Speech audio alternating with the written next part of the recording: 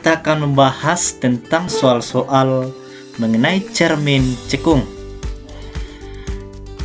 Ini ditujukan untuk kelas 8. Nah, sebelumnya bahwa cermin cekung itu adalah cermin yang permukaan pantulnya melengkung ke dalam. Nah, contohnya seperti pada senter ini, ya.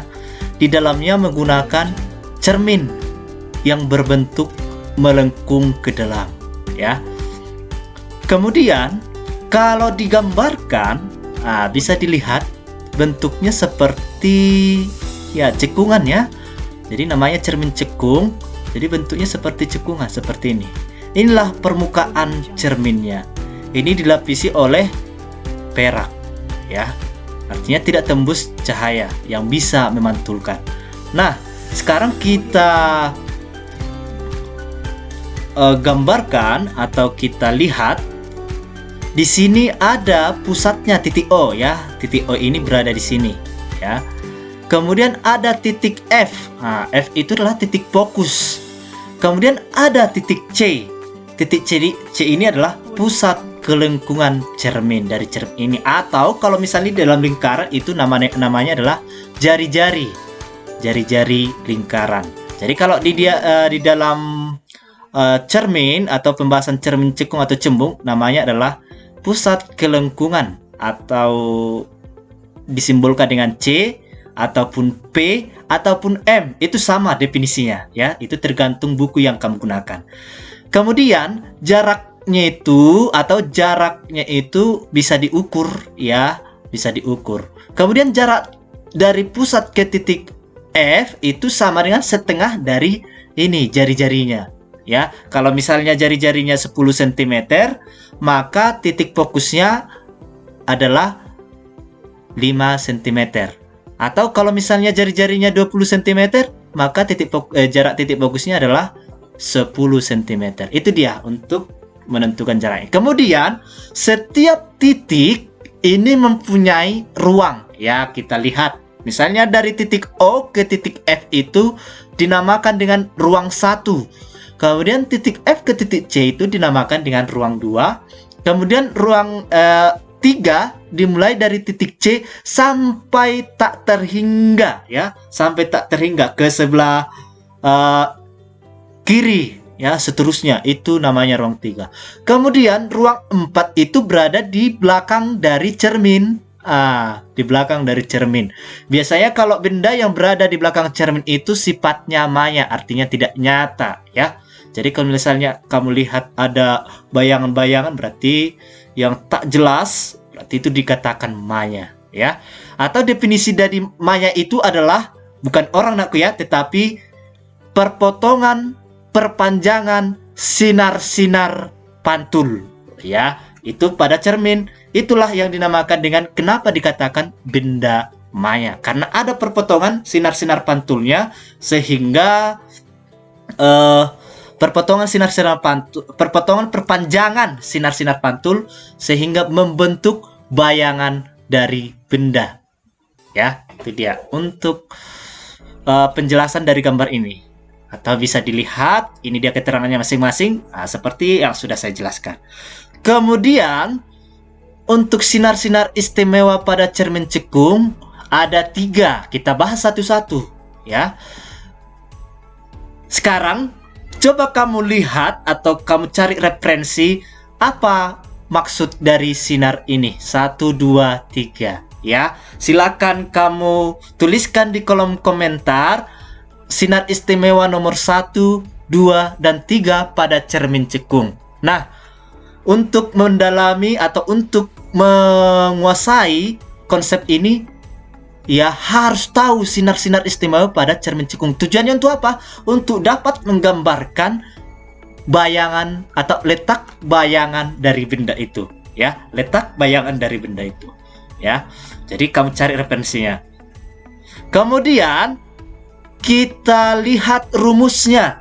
Rumus dari yang terdapat pada cermin cekung. Ada jarak benda, ada jarak bayangan, ada jarak fokus. Berarti kalau misalnya bayangan-bayangan mantan berarti ada jaraknya. Nah, itu tergantung, aku, ya. Tergantung dari Posisinya di mana sih? Kita masuk ke rumusnya. Di sini ada rumus dari titik fokus 1/f sama dengan 1/s ditambah 1/s aksen. Definisinya atau keterangannya bisa dilihat. F itu S aksen. Jadi F itu adalah jarak fokus. Ya, jarak fokus. Kemudian S itu adalah jarak benda dari cermin.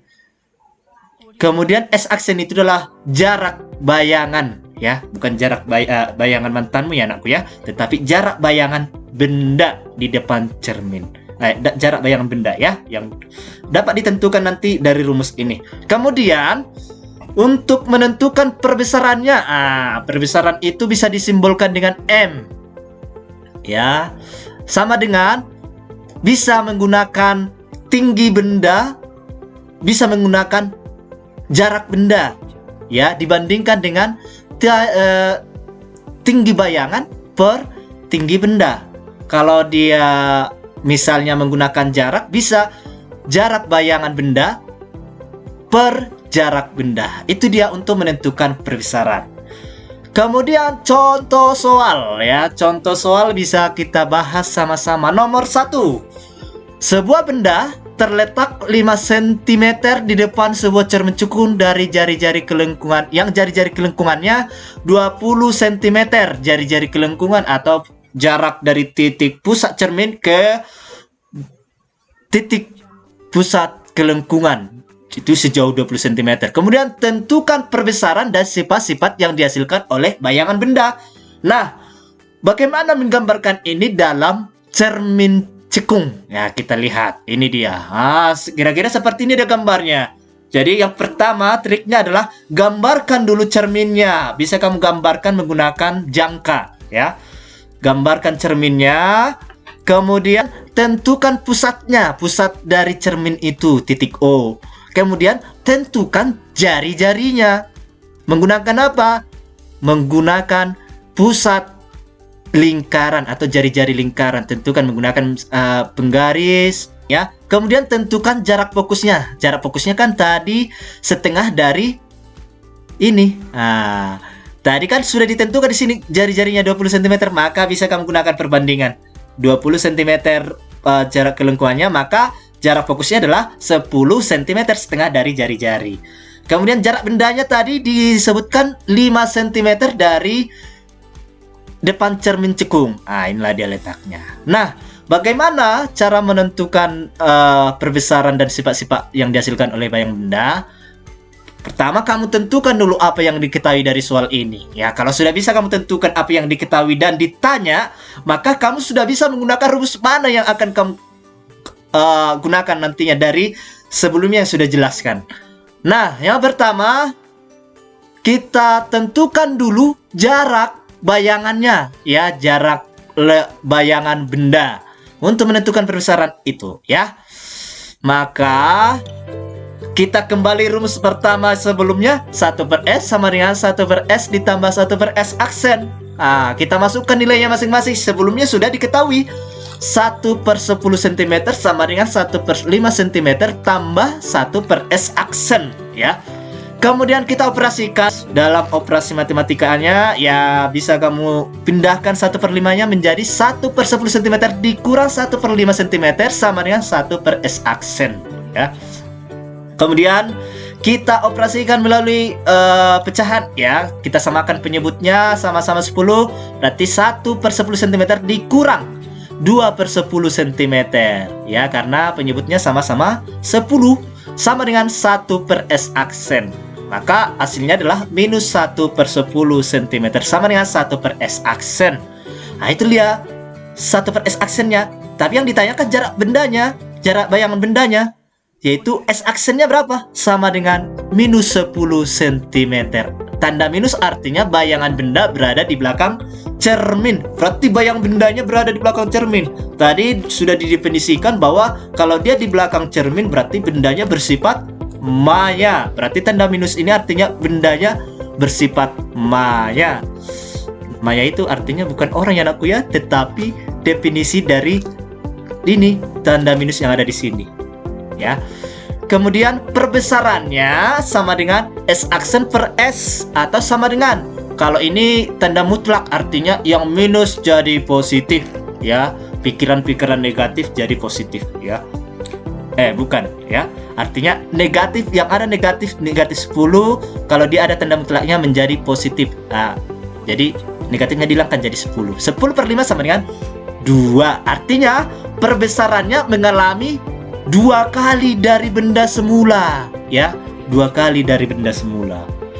Maka untuk melukis letak bayangan benda, kita lukis. Yang pertama seperti ini tadi, letak bendanya berada 5 cm di depan cermin.